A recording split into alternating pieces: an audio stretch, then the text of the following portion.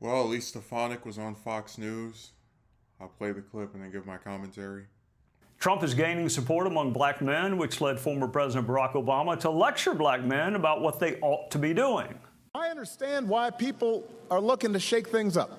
What I cannot understand is why anyone would think that Donald Trump will shake things up in a way that is good for you. That I don't understand. Because there is absolutely no evidence that this man thinks about anybody but himself. Joining us on the state of the race that's already begun is GOP Conference Chair Elise Stefanik. Welcome, Madam Chair. Thank you for being with us. Former President Trump is doing better in the polling, but he would be running away with it if he could close the gender gap.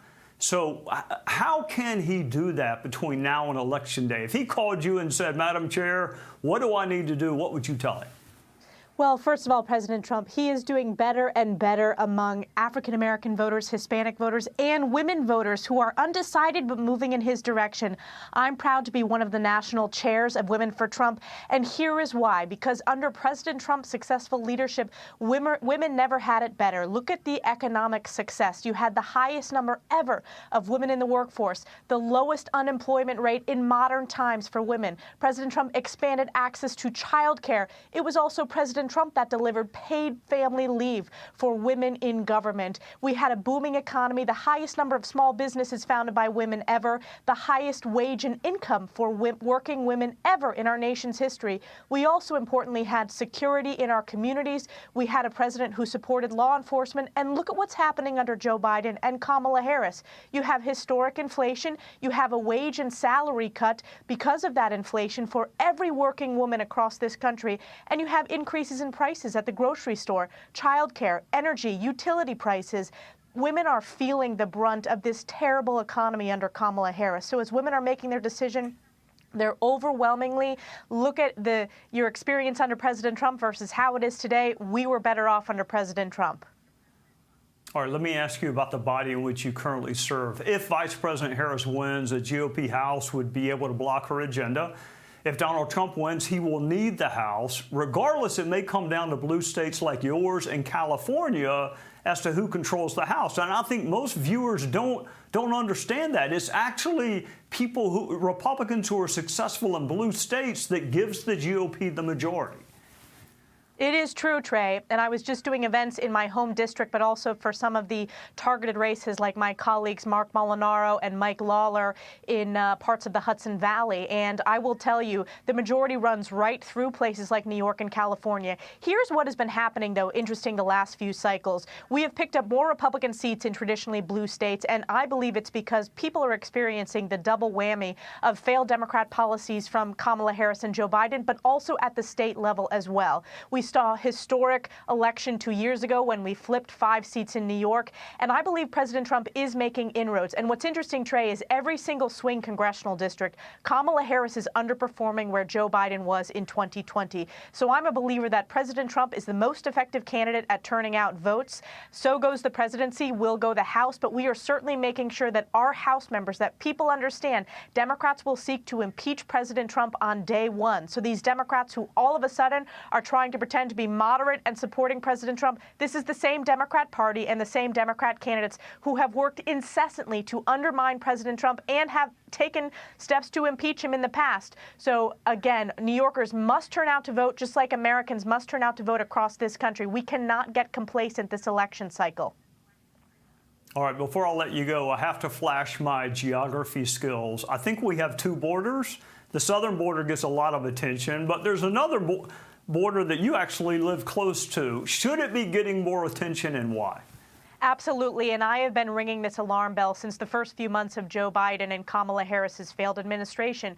We have seen a catastrophic rise of illegals crossing our northern border. I represent about 150 miles of our U.S.-Canadian border in the Swanton sector. There has been more illegal crossings in 2024 than in the past 17 years combined, including individuals on the terrorist watch list. So when we talk about border security, it's not just our southern border, it's our northern border as well. Kamala Harris owns this border crisis lock, stock, and barrel. We need to return to the effective policies of President Trump.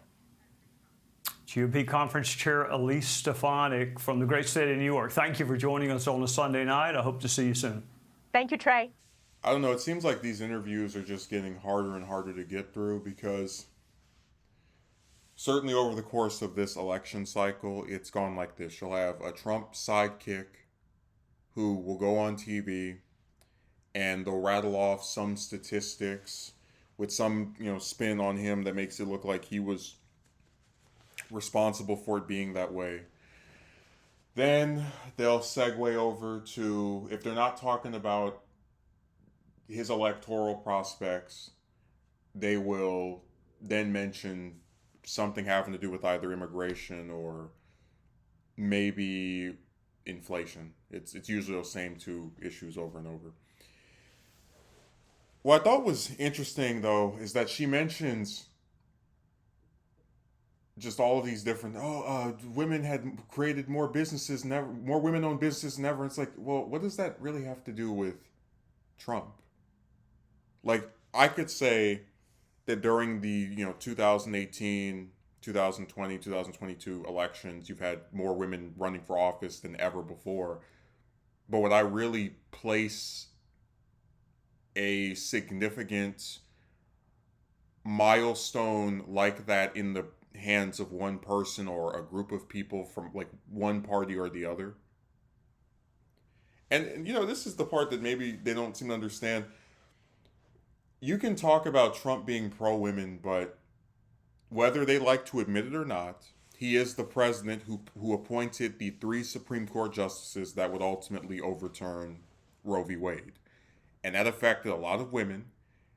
And even beyond that, the refusal of the Republicans to support increasing the minimum wage for the first time in 15 years, or to back any of the other basic proposals like an expansion of healthcare, whether that's a public option or single payer. These are things that women voters look at and go, okay, you guys claim that you support me, but how much of that of what you're doing is actually beneficial to any of my interest? And make no mistake about it, Trump is making inroads with black voters a little bit more with his, I already said before, he's so excited about getting less than 20% of the black vote, but whatever. He's making some inroads with them, but make no mistake, he will lose the female vote to the Democrats along with the rest of his miserable party. I mean, that's just the way it's going to go. It's been that way since Reagan. It's going to keep going that way. The other part of this is where she mentions that a lot of the Democrats are trying to appear more moderate so that they can keep their seats because if Trump wins the presidential election, then most likely the people who are voting for him are going to vote for the Republican, which is, there's some truth to that, but we've actually been seeing polling. Like, just to give you an example, Trump is doing really good in Arizona right now to where I would probably lean towards him winning that state, but then the Senate candidate, Carrie Lake, is over there getting walloped in both polling and fundraising by her opponent. So it's like there are people who in New York or California, the states that Trump won't win, for example, they might go and vote for him. It doesn't mean they're going to support whoever the hell the random Republican is in the House or Senate. And even in states where he wins, like I think he'll win Texas, but I think Cruz, the horrific senator, has a smaller chance of being able to pull off a victory against Colin Allred, although I still would say he's the odds-on favorite, but whatever. So that it's one of those things where it's just kind of, murky. And this is the part that I think is interesting.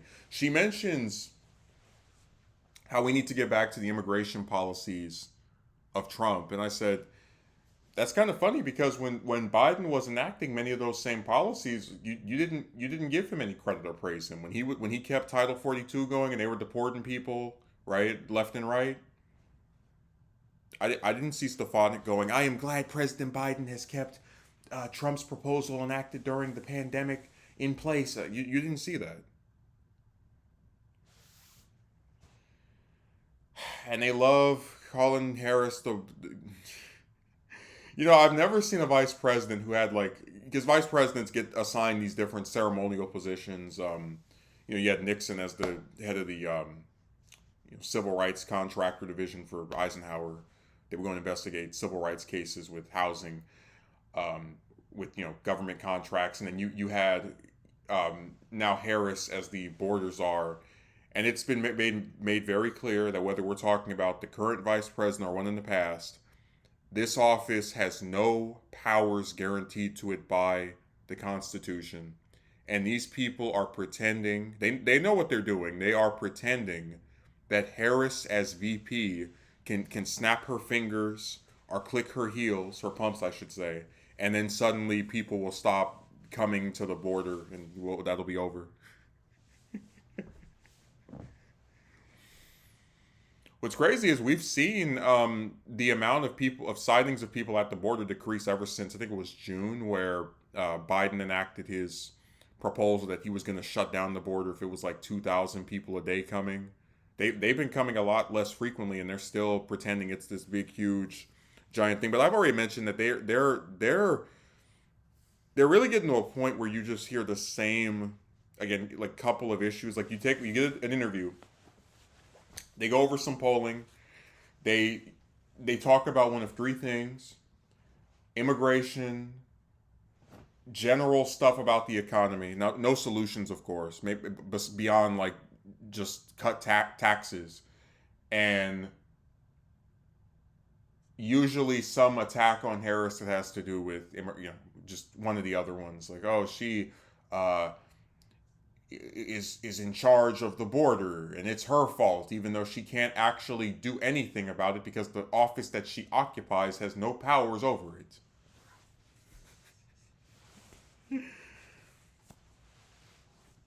Man, these things, they just, the one thing I look forward to when this election is over in a few weeks is just, I guess, not having to hear these people pretend that someone who has no powers granted to them by the Constitution is in charge of one of the biggest issues that voters are concerned about right now.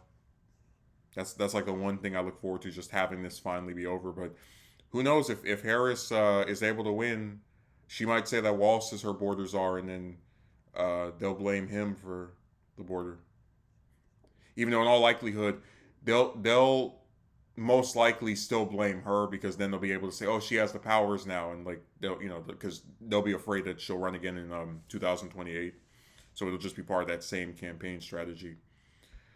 But yes, Stefanik has really carved a lane out for herself. She's another one of these would-be VP contenders for Trump that has to settle for just being one of his little TV sidekicks. So how the mighty have fallen.